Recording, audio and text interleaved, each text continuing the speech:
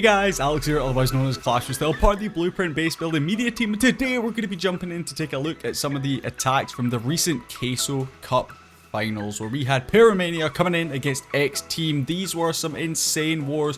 Pyromania, a little bit of an unknown team, but they had some fantastic attacks. They also got trolled a little bit by a corner Tesla, which is something we are used to seeing down at Town Hall 8. So certainly a little bit of the old base building meta coming back in for some of these pro teams. But we're going to jump in and take a look at some of these awesome attacks for you guys today. If you did miss that live stream from Clash of Clans, there will be a link down in the description where you can check out the full Queso Cup finals live stream. It was absolutely amazing. I thoroughly enjoyed watching it, and I hope that you guys did as well. But you can see Fredo going to be coming in here, kicking off with a little bit of a queen charge Lalo. Queen charging into that town hall section. We've got the CC coming out right there, so we're going to make sure we get that poison spell down. We get the rage down as well, of course. For that queen, we want to make sure she is thoroughly protected and we can push through her. We have the flame flinger coming in from that 6 o'clock section of the base. That, of course, is going to be unfortunately getting locked onto by a mortar there. Certainly Fredo, I'm sure, would have been looking to pick up slightly more value from that flame flinger, and ideally looking to pick up the scatter shot. Needs to keep an eye on his queen here because that single target inferno is locked on and does manage to get that freeze down just at the very last second, so the queen can continue making some progress through this town hall compartment.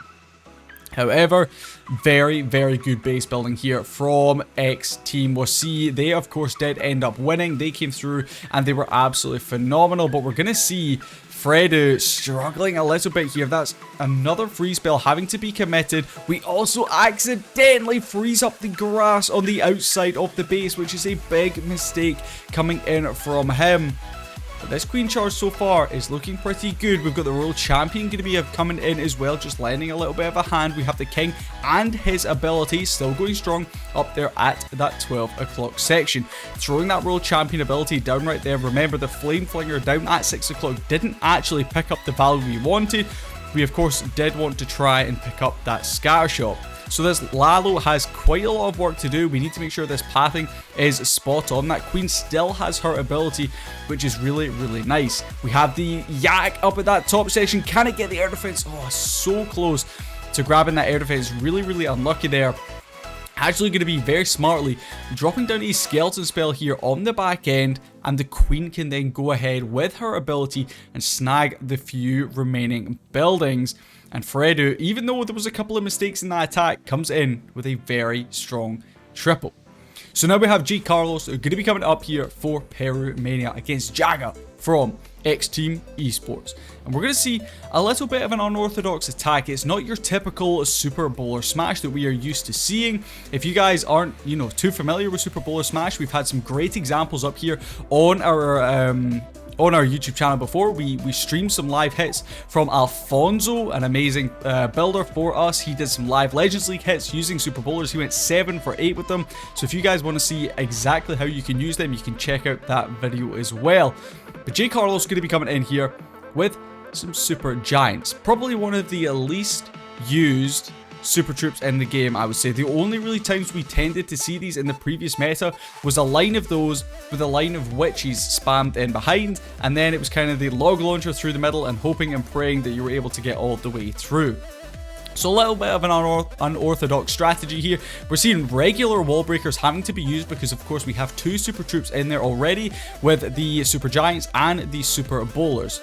Now, is this a match made in heaven, or is it something that should be put straight in the bin? We'll just need to wait and see. We have that log launcher rolling all the way through the middle, actually getting some really nice value from that log launcher, able to help take down the Eagle Artillery, and hopefully should be able to open up some walls in the center, as well as knocking all of those defending CC troops out of the base. Grand Warden ability is still being held. I'm surprised we have not seen that just yet. It gets popped right there as we come into range of the scatter shot over towards this right hand side of the base. We have 1 rage and 1 jump remaining, as well as a cheeky little freeze. We can use that freeze as we push in towards this town hall section, but these sort of attacks are very risky because you're either going to triple or you're going to 1-star. Going opposite Town Hall side, very, very dangerous. And as you can see, J. Carlos, well, that's exactly what he's doing. He's going to go ahead, pop off his Royal Champion ability. And I don't know if you guys saw that over in the 3 o'clock corner.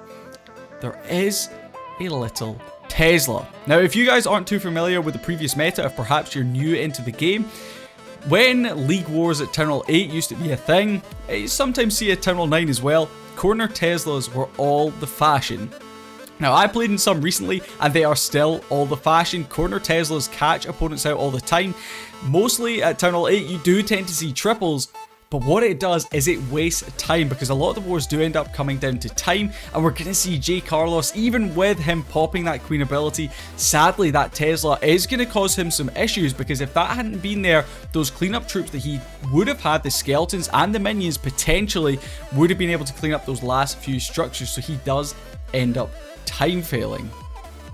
Now, next attack going to be coming in, we have Hura coming in, a 4X Team Esports. Now, this guy is absolutely insane. If you guys have not been watching on the Carbon Fin Creative Master Series, him along with XBB, who is a Valkyrie specialist, have been absolutely tearing it up. He is absolutely phenomenal, and I'm really looking forward to showcasing this attack for you guys. So we can see, just going to come in with a regular, just a regular old Blizzard there to kick off proceedings, and he snags a huge amount of the base. We then have one of the easiest CCs to take down, but a real time waster, and that is of course the old triple Ice Golem. But that Queen is going to have no issues pushing through them, so we can continue making some steady progress through the base. Going to be bringing in a Super Giant, that's just going to do a little bit of tanking there. We then go ahead and bring in that Super Wall Breaker, just to allow that Queen to push slightly further into the base. Ice Golem up here from that 1 o'clock section of the base. Beautiful freeze value from that. Going to make sure that King can potentially push in towards that Town Hall compartment and snag that first star on the board here. Going to see that ability getting popped off. Of course, we want to make sure that ability is going off so that King does not get locked onto by the single target Inferno. But the Town Hall is secured and the first star on the board here for Hura. Now coming in with those Hog Riders, and this is almost a Synthy special, although we did not have a Skelly Donuts coming through on this one, but those Mass Hog Riders with the Grand Warden and that Royal Champion going to be coming in from that 6 o'clock section of the base. And this is an incredibly dominant strategy if you can get your spell timing and placement absolutely spot on. The only issue we tend to see with this strategy is the awful splitting of the Hog Riders, which is exactly what happened here. You'll see Hura actually tries to pick up as much value from that heal spell as possible, places it over those kind of 2 different channels where the Hog Riders are going. We do come into contact with this Tesla farm here on the back end, and it does end up being a little bit tighter than I'm sure he wanted, but with that final defense, the Archer Tower going down, he's able to crush this base. Now, if you guys are interested in doing phenomenal attacks, just like some of the attacks we have seen today, we actually have an offer on for our pro sessions at the moment. You can jump into our Discord, or you can head over to our website. We are offering some free packs with those tutorial sessions you guys can pick up with the pros, and lots more. So make sure you head down to our website or our Discord down in the description. And that is all. So we'll catch you guys in the next video. Thank you so much for watching. Peace. Hey, we finally made it as Supercell content creators, and myself and the team have a little something to say to you guys. Hey, usa el código BLUE. Use code BLUE. Usem o código BLUE. Use code BLUE. Utilize o code BLUE. Use code BLUE. Usa el códice BLUE. Use code BLUE. Benutzt Code BLUE. Use code BLUE. Use ka na nabuli, code BLUE. Use code BLUE. 使用不入代码。 Dark Clashes. Gebruik Code BLUE. Use code BLUE. Usa el código BLUE. Use code BLUE. সবাই blue code ব্যবহার করবেন। Hey! Use code BLUE!